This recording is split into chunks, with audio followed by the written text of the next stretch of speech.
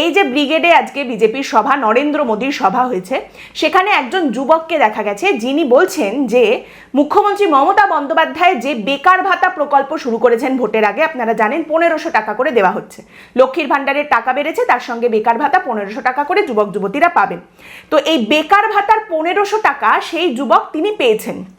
তিনি বলছেন, আমি গতকাল রাত পর্যন্ত ভাবছি যে আমি কি করে যাব, কলকাতায় সভায় যাব, কোথায় গাড়ি নিয়ে যাবে, কিভাবে নিয়ে যাবে, কি ব্যবস্থা করব। তারপর রাত্রিবেলা এই 1500 টাকাটা ঢুকে গেল, তারপরে আমি সকালবেলা সেই টাকাটা খরচ করে চলে এলাম, সেই টাকা দিয়ে আমি কলকাতায় চলে এলাম, নরেন্দ্র মোদীর সভায় যোগ দিলাম।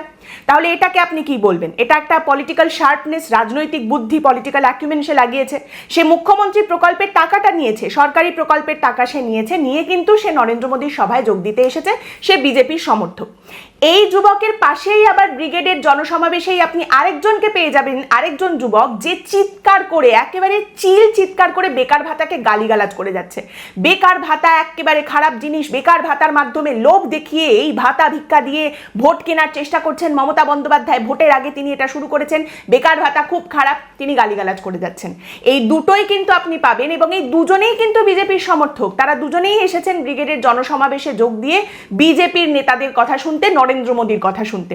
আবার এই জনসমাবেশেই আপনি একজনকে পাবেন যাকে যখন প্রশ্ন করা হচ্ছে গ্যাস নিয়ে, তখন তিনি বলছেন যে গ্যাস আসতে কেন দেরি হচ্ছে, গ্যাসের কি সংকট হয়েছে, তিনি সবটা জানেন, তার কাছে প্রচুর জাস্টিফিকেশন রয়েছে।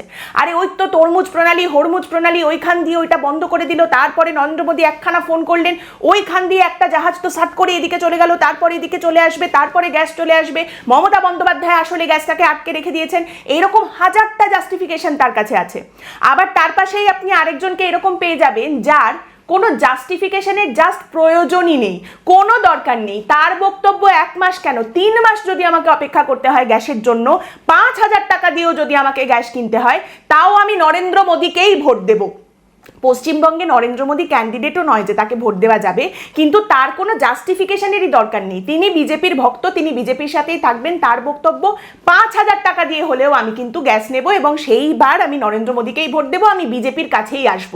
তো এইখানে দেখুন, এই যে দুটো তরফের লোকজন, দু ধরনের লোক, এদেরকেও কিন্তু আপনি সেই একই সমাবেশে দেখতে পাচ্ছেন। এরা সবাই বিজেপির সমর্থক এবং তারা সবাই এসেছেন নরেন্দ্র মোদীর কথা শুনতে। আর এইখানেই হচ্ছে একদিকে পলিটিক্যাল অ্যাকুমেন, আরেকদিকে পলিটিক্যাল অ্যাবসার্ডিটি। এই একদিকের রাজনৈতিক তীক্ষ্ণতা, আরেকদিকের রাজনৈতিক উন্মত্ততা, এই দুটো যখন একসাথে মিশে যায়, সেখানেই কিন্তু একটি রাজনৈতিক দলের ভিত্তি স্থাপন হয়।